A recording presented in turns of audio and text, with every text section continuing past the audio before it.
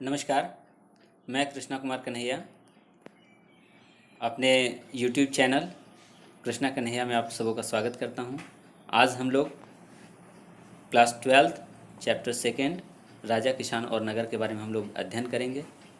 चलिए हम लोग आगे यहाँ से देखते हैं। आज हम लोग 12th क्लास का हिस्ट्री चैप्टर 2 राजा, किसान और नगर, इसका हम लोग अध्ययन करेंगे। इसमें मुख्यतः हम लोग देखेंगे 6ठी शताब्दी ईसा पूर्व से 6ठी शताब्दी तक आरंभिक राज्य और उनकी अर्थव्यवस्थाओं का हम लोग अध्ययन करेंगे। चैप्टर वन में हम लोग पढ़ चुके थे हड़प्पा सभ्यता की ईंटें, मनके और अस्थियां। हड़प्पा सभ्यता का काल निर्धारण कार्बन डेटिंग, जो कार्बन 14 के तहत हम लोग पूरा बताए हुए थे कि उसका जो हड़प्पा सभ्यता का जो काल निर्धारण है वह 2500 ईसा पूर्व से 1750 ईसा पूर्व इसकी काल निर्धारण की जाती है। हड़प्पा सभ्यता के पतन के बाद भारत में वैदिक सभ्यता का जन्म होता है। वैदिक सभ्यता आता है 6ठी शताब्दी ईसा तक आते आते 6ठी शताब्दी ईसा पूर्व तक आते आते भारत में अनेक परिवर्तन आते हैं। भारत में अनेक परिवर्तन आते हैं। इसी समय हम लोग देखते हैं यहाँ पर बहुत सारे बौद्ध धर्म का जन्म हुआ, जैन धर्म का विकास हुआ, बहुत सारे 16 महाजनपद, भारत जो है जनपदों में विभाजित हुआ, जनपद 16 महाजनपदों की जानकारी प्राप्त होती है। इसी समय हम लोग एक बार और भी देखते हैं कि जेम्स प्रिंसेप एक अंग्रेज अधिकारी हैं, वो 1837 ईस्वी में अशोक के अभिलेखों को पढ़ने में सफलता प्राप्त की और जेम्स प्रिंसेप ही जो पहला ऐसा अधिकारी है जो प्रियदर्शी का तुलना, प्रियदर्शी का जो पहचान है वह सम्राट अशोक से की। प्रियदर्शी इसकी जो तुलना है वह सम्राट अशोक से की, इनकी पहचान यहीं से की। आगे हम लोग देखते हैं 6ठी शताब्दी ईसा पूर्व तक भारत में अनेक परिवर्तन हुए। भारत 16 महाजनपदों में इस वक्त 6ठी शताब्दी ईसा पूर्व तक भारत में जो है वह 16 महाजनपद की जानकारी प्राप्त होती है। वे 16 महाजनपद कौन कौन है? अगर आप लोग इसको लिखना चाहें तो आप इसको आराम से लिख सकते हैं। हम धीरे धीरे बोल रहे हैं, अगर आप लोग इसको लिखना भी चाहते हैं तो उसको आराम से लिख सकते हैं। पहला अंक, और अगर आप लोग ऐसे लिखना चाहते हैं तो उसको ऐसे आप लोग लिखते जाइए जनपद, यहाँ लिखते जाइए जनपद, और इस साइड में आप लोग दे दीजिए राजधानी।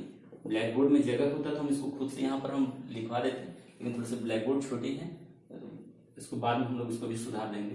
तो आप लोग इसको जनपद में फर्स्ट, सेकंड, थर्ड में ऐसे कर दीजिए। फर्स्ट जनपद में है अंग, इसकी राजधानी,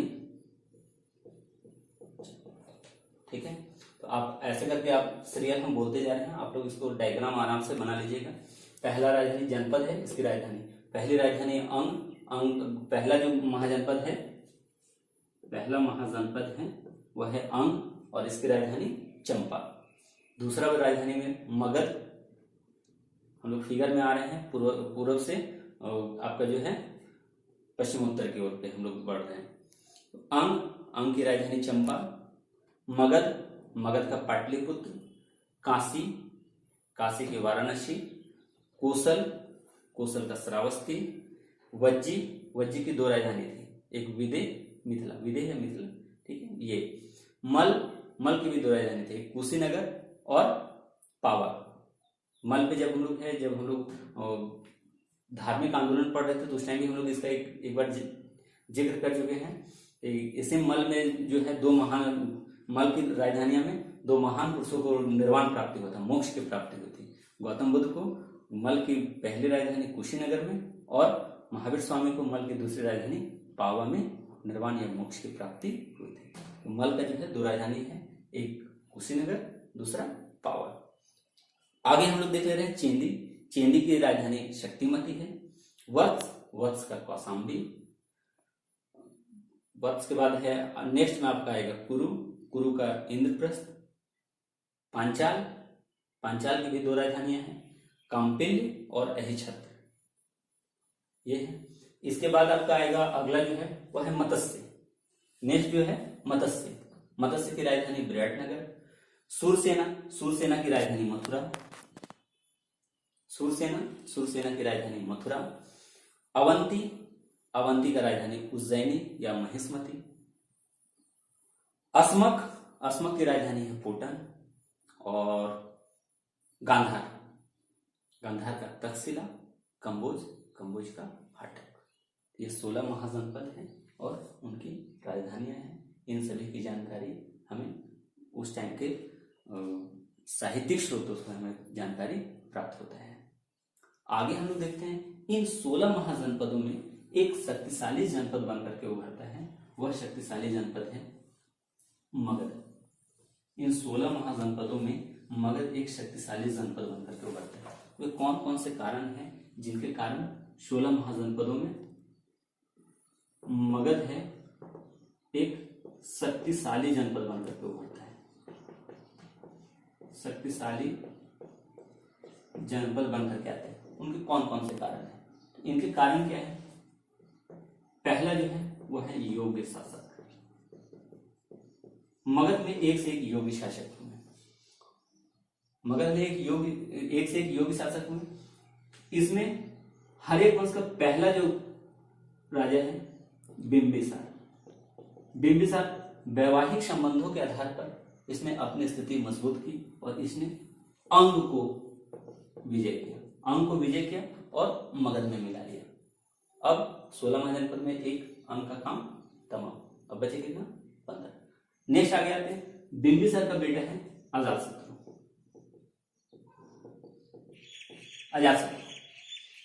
अजातशत्रु काशी व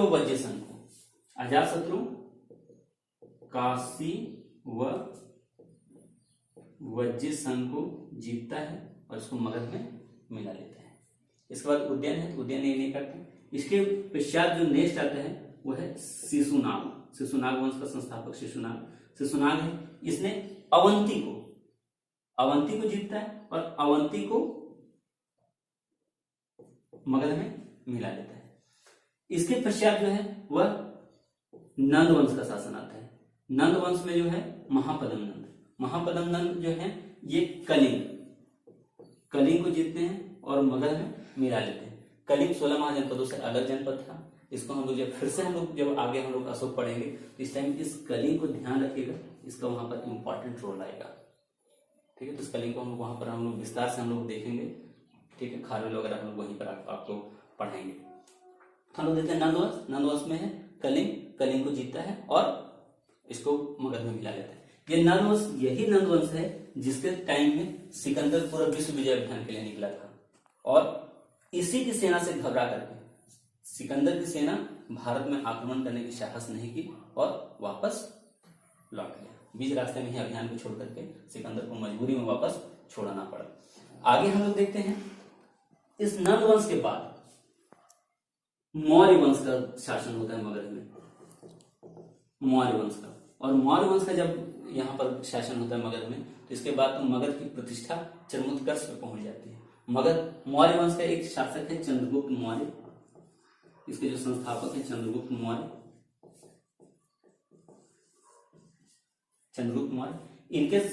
इनके समय हम लोग देखते हैं कि मगध का जो साम्राज्य है वह अपने चरमोत्कर्ष पे, इनकी प्रतिष्ठा बहुत ही ज्यादा चरमोत्कर्ष पे पहुंच गई है।